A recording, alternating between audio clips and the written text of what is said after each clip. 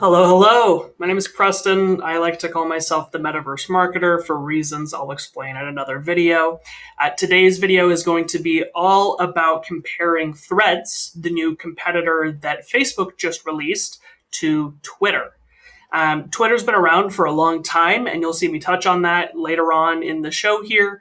And Threads is brand new. It came out just a couple days ago at the time of recording. And so there's a lot of UX, UI design to unpack, why they made decisions that they do, and ultimately answering the question, why does Threads feel so much better than Twitter does? Twitter's had decades at this point to work on improving and refining their algorithm and their website to be easy to use and understandable. And they haven't been able to do that in over 10 years, right? I think it was released in 2008. So why does this Threads app just feel so much better and so much easier to interact with? In my opinion, a lot of it comes down to user experience design and user interface design. Some of the design choices that they're making, white space, how much information I show you, and you'll see me touch on a lot of those topics throughout the rest of the video. Thank you so much for watching, and let's get into it. All right, so I've got two apps here side by side. We've got the Twitter app and we've got the Threads app. So a couple of things from a UI UX perspective that I want to comment on really quickly is as you're scrolling through kind of the difference between Twitter here, that glitch is not the fault of Twitter. That's just the I'm streaming both of these apps at the same time from my phone, so that's not something that Twitter is at fault for. But there is a degree of cleanliness that Threads has that Twitter doesn't have. And I want to comment a little bit on why that is. So one thing that you really want to do when you're building an app, when you're designing an app, when you're building a website, is you really want to take advantage of white space. Now, in my experience, there's a lot of people who think they know what air quotes white space means, but they don't know how to execute on it well. And the concept of giving an app or a piece of software space just kind of comes down to how much do you kind of let this area breathe, right? So you'll have, for example, when I've worked with clients in the past, they've told me, hey, I want to use a lot of white space. I don't want to have everything be, they won't even like kind of expand on that. They'll just say, hey, I want it to use a lot of white space. I want a really clean design, right? But then in the same breath, they'll say, but we want to make sure that we have all of XYZ content or information above the fold. Above the fold meaning that when a website loads a page, there's a certain amount of information before you have to scroll that is going to load first, and they want the information to show, air quotes, above the fold, right? So those are contrasting ideologies where in web design, in web user experience, right, user interface, we want to kind of give each element its own ability to breathe, because we've seen from eye tracking studies that the more information you condense into a single area, the less likely that area is going to be able to actually communicate that information to people, right? So as I'm scrolling through, let's take like just one example post, and it won't even be one from me, right? We'll just take a look at these two comparing. I actually bet you that Daily Hood Posts has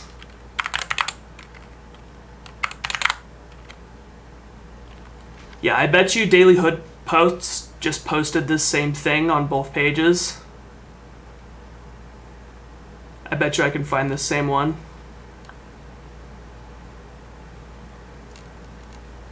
Oh, look at that. They're not even posting it. Yeah, Threads is definitely already kind of becoming a little bit better than Twitter. Like, people are already using it over Twitter. So I was hoping we could find the exact same post and then compare them and contrast them, but it looks like we won't have that opportunity. So, at least with this poster, right? Let's make me just a little bit bigger here. Ka-chow. Wonderful. So here we've got, like, let's just look at these. So we've got, I don't know, I'd roughly say 4 pixels there, and this feels like maybe 6 pixels, right? 6 pixels maybe in between these two here. So lots of space, and then the space, like, look at how little the spacing is between this, like the next post, and how, like, it's, what, I've got one mouse, almost 2 full mouse cursors in between the name of the next poster and the line that separates their posts, right?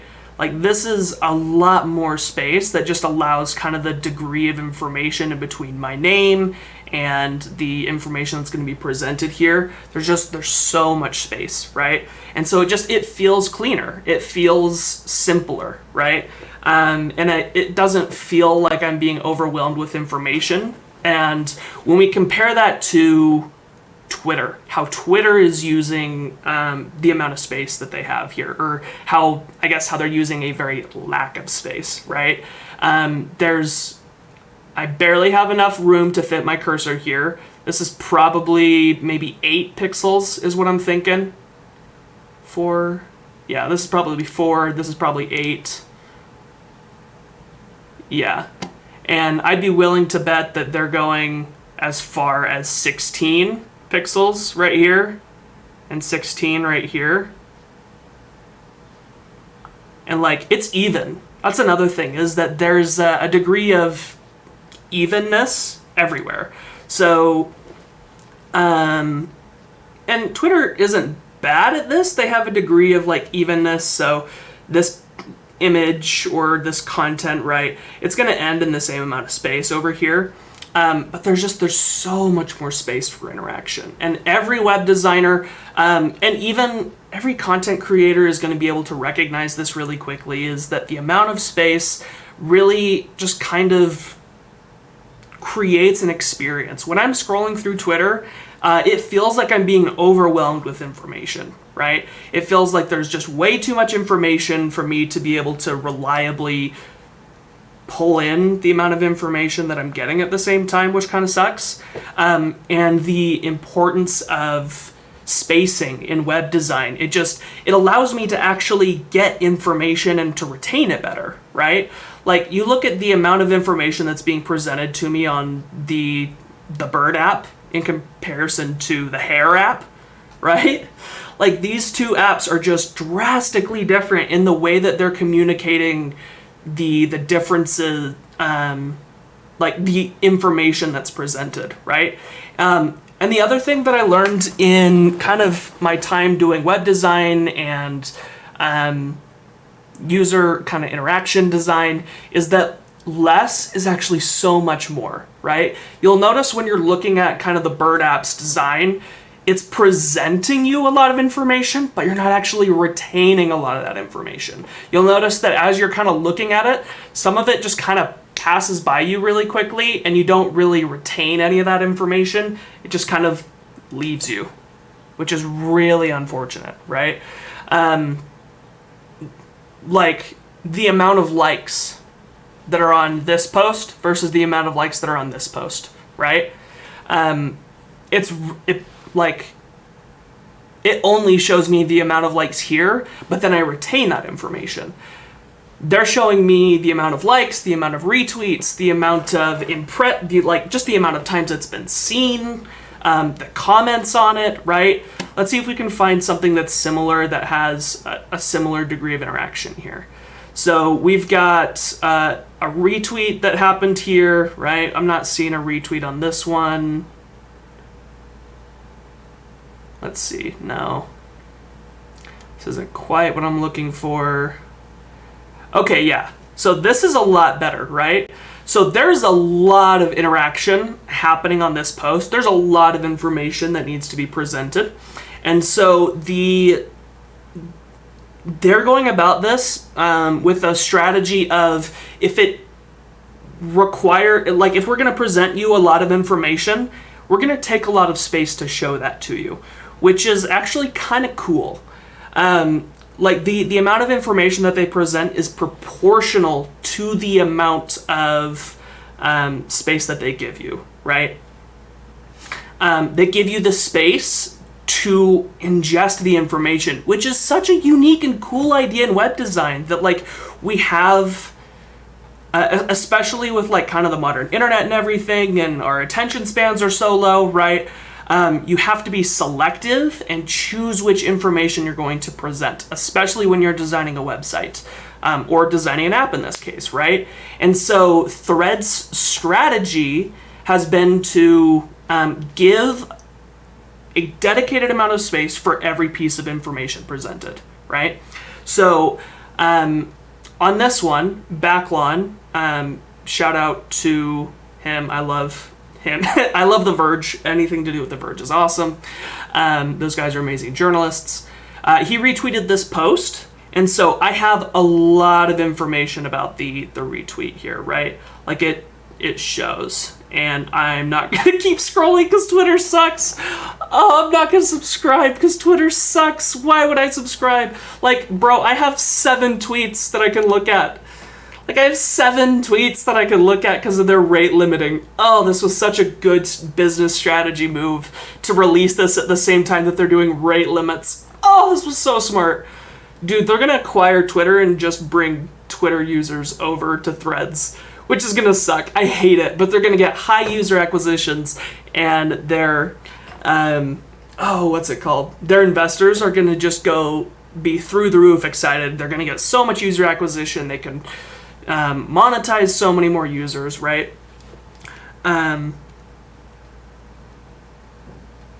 Okay, you know what? Anyway, going back to my original thread here, we're going to retweet this, and then go to my profile so that you can see kind of how this looks.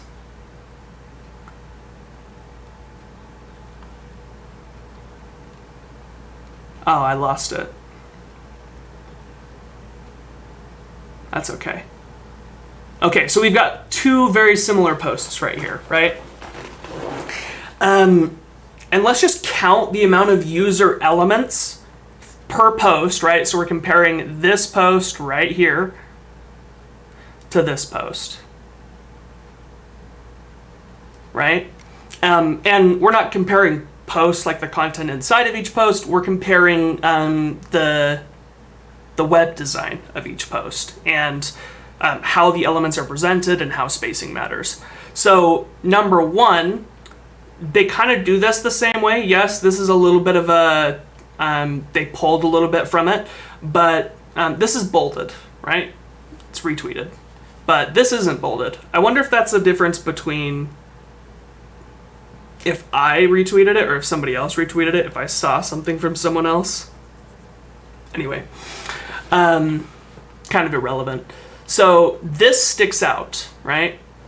This does not, right? So I can see it, I can gather that information, but it doesn't stick out to me, right? It's not saying, hey, pull your attention here. And in web design, the thing we're really trying to do at the end of the day is point people's eyeballs in certain directions, right? Where are my eyeballs pointing? Instinctually, I can tell you that my eyeballs are looking here on the Thread app. On the Bird app, my eyeballs go here, then they go here, then they go here maybe, then I see this, and then I scroll forward, right? But here I'm reading the information that's presented. I'm not stuck looking at all this information unless I choose to, right? That's such an important element of good web design, good UX practices is if the information is something that you want people to be able to ingest, put it there, but don't emphasize it if it's not the most important part of that section, right?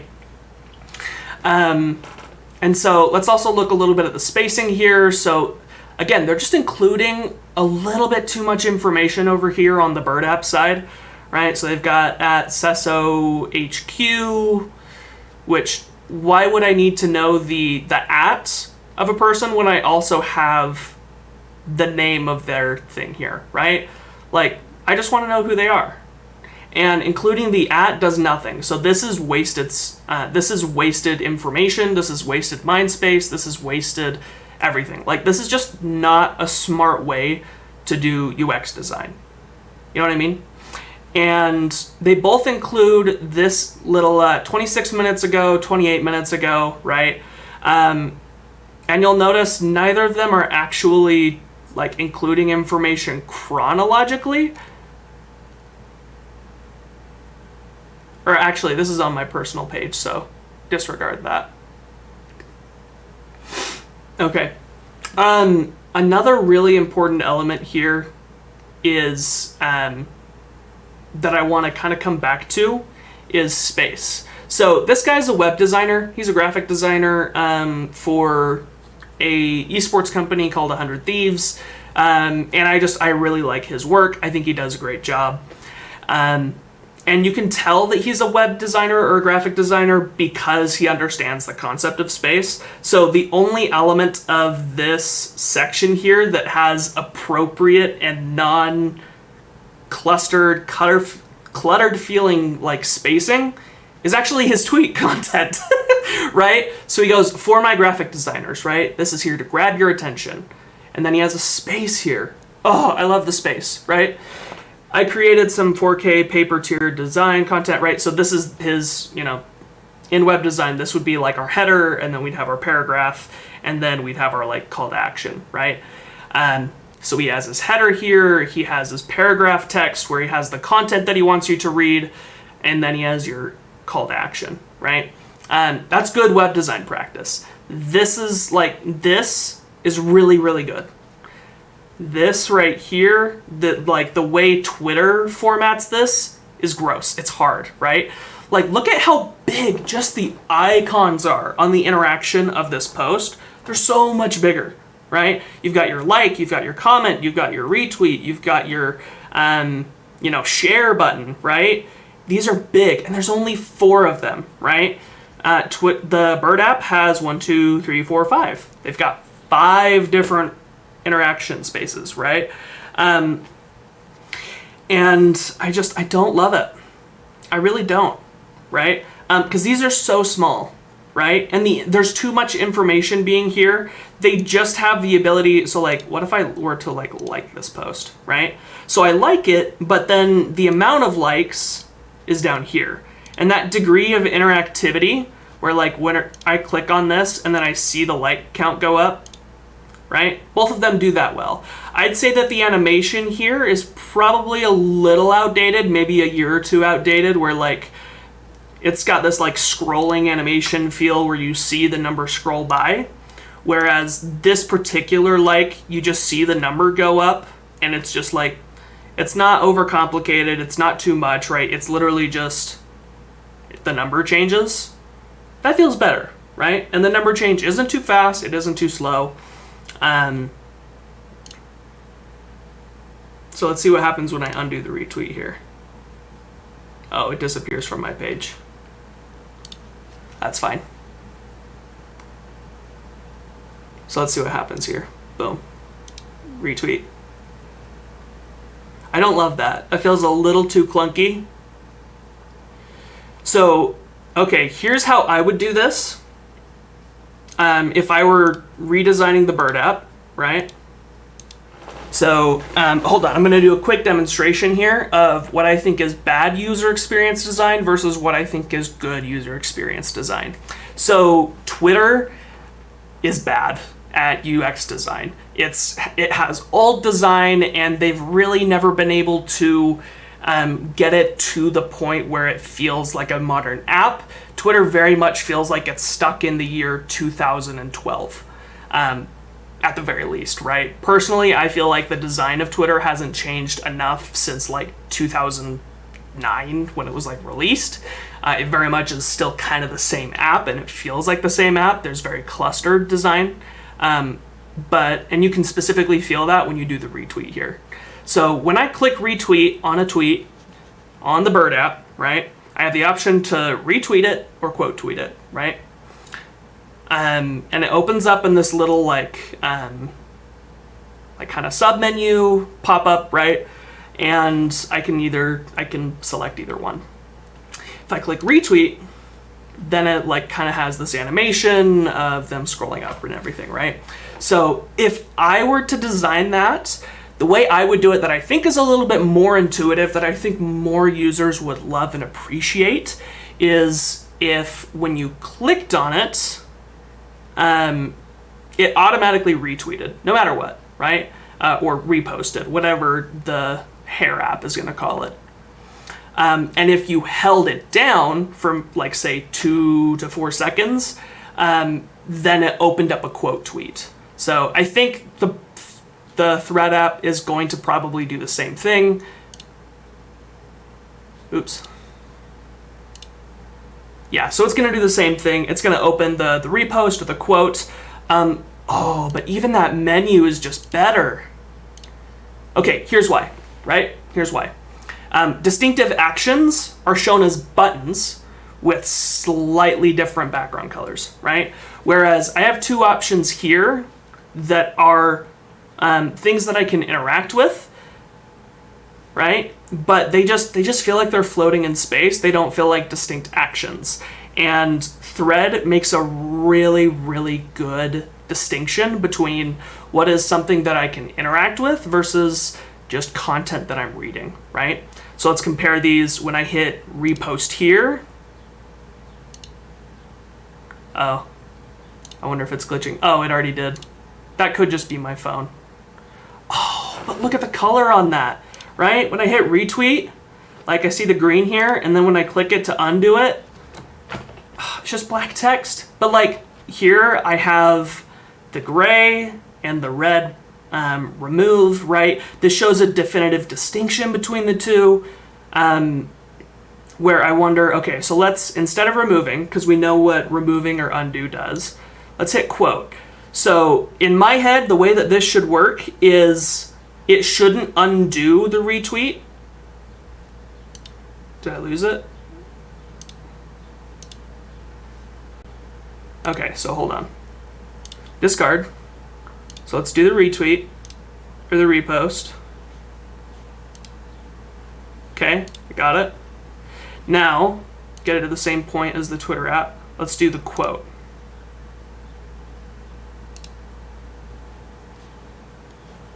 And quote. Okay, why are you doing this? I've got something on my mind. Why is there a pop-up here? I'm trying to do something with your app. I'm trying to interact with it. Why are you making it harder? Stop it. Stop it, Bird app. Stop it, Elon. You're not a designer. I'm mad at you, Elon. Stop it.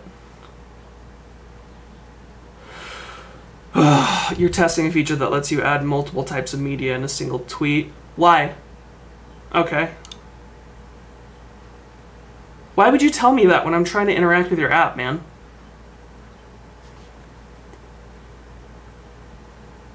Okay, thanks. So they do basically the same thing, except the Bird app includes a pop-up because I've installed it for the first time on this phone. So, clarification, I installed both of these apps on my phone today. They're not both fresh accounts, just so you know. My Threads app is a brand new account because obviously it came up like later today, or like earlier yesterday, right? But the Bird app has been around forever, right? And I installed it today, so a lot of the marketing messaging that the Bird app is going to do to new installers is going to be applicable on my Bird app here. So yeah, one thing that's another thing that's interesting about Thread versus Twitter is that Twitter's doing this really, really cool thing,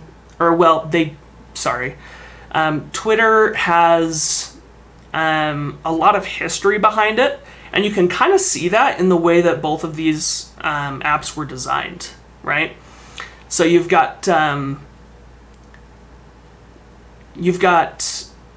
Bird app, which was designed a very long time ago, which was basically set up to be an RSS feed. RSS is kind of this universal standard to which you can post things to this global platform that anybody can build an app for to pull in your information. A good example of this is podcast apps. Podcast apps are built to just kind of read RSS feeds. So I think there's only a couple of exceptions to that rule. I believe Spotify is an exception where they don't use the traditional format of an RSS feed. I think YouTube just announced a podcast app where they introduce a difference for RSS feeds.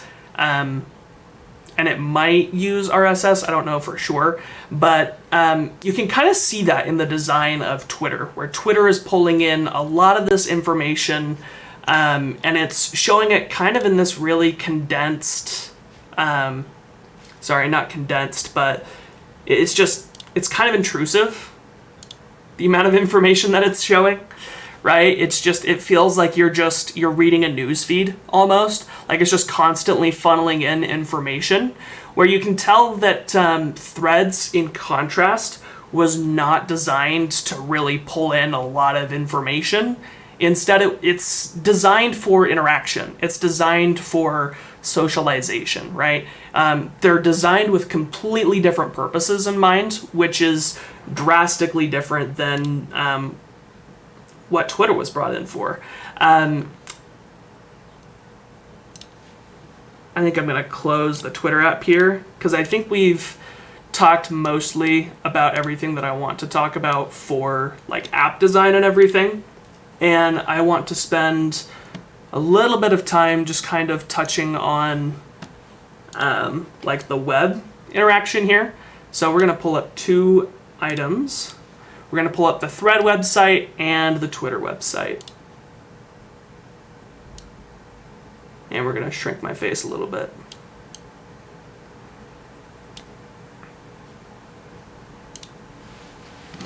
Okay, so couple things here.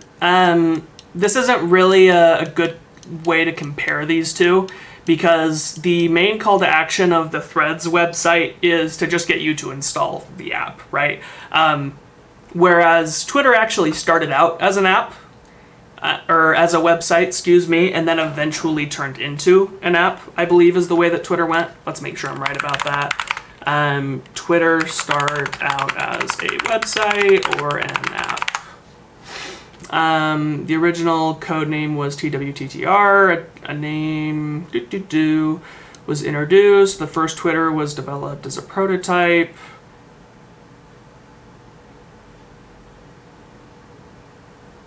Okay, so it was a website. In the first few months, it saw around 20,000 tweets per day, which grew to 60,000. And that would make sense because Twitter was released before the iPhone in 2008, when apps were a big deal, or which kind of introduced the idea of an app environment and an app store for iPhones. And so it would make sense that it was a website before then. Whereas Threads is made as an app first and a website maybe later. I would actually not be surprised if they never brought Threads to the web. I think it would be a good idea for them to, but I bet you there is a very, very low amount of users that actually want to use Threads on the internet. And there's a lot more people, just like Instagram, by the way, who don't necessarily ever really want to use this app on the internet. They're only going to want to use it. But when I say the internet, I mean like on like a browser. They would much rather just use it on a phone right? On a desktop, that's the word I'm looking for. They don't want to use Threads on a desktop, right? The same way they don't want to use Instagram on a desktop. And honestly, in 2023, I think that's a better idea. There's a lot more mobile first web design that's been happening for a very, very long time, where instead of developing a site for desktop first, you design for mobile first. And historically, I've designed with desktop primarily in mind when I work with clients, and then I kind of shrink everything down to mobile. Because it's a simpler like web design process to go through. It's easier for both the client and for you as the designer to be able to visualize, kind of the flow of how everything is supposed to interact, how you're going to send people to different locations, how you're, do XYZ, right? It's an easier way to do that, honestly.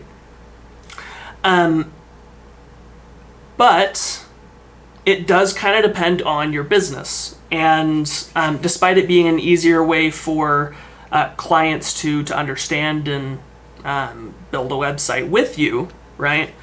There is a degree of like, hey, if you design an app first instead of designing the desktop version first, then you're going to go into it with a degree of liberty and freedom of what do I want on this app. And I think Threads probably wants that a little bit, where Threads wants to have the liberty, the freedom to be able to just kind of choose what goes on mobile, because mobile is going to be the vast majority of their traffic, and they can optimize it and really emphasize mobile. And then once they start to get enough traction, they know that it's a viable app, that it's going to make money, and that it's worth the investment, they can expand some of those features out to desktop, where some of their more power users are going to appreciate and understand all of the stuff that's going on there. Thanks for watching that whole video. I also have things like podcasts, other YouTube videos, and I do Shopify, WordPress design. If that's anything that might interest you, let me know. My contact email is in the YouTube description below, and you can also visit my website, metapv.co. Meta like Facebook, PV, like my first and last initials, Preston Vaudry.co, not .com, .co. Thank you guys so much for watching. Really appreciate you. Let me know if you like this kind of video and if you want to see something a little bit more like it in the future. Thank you so much. Peace.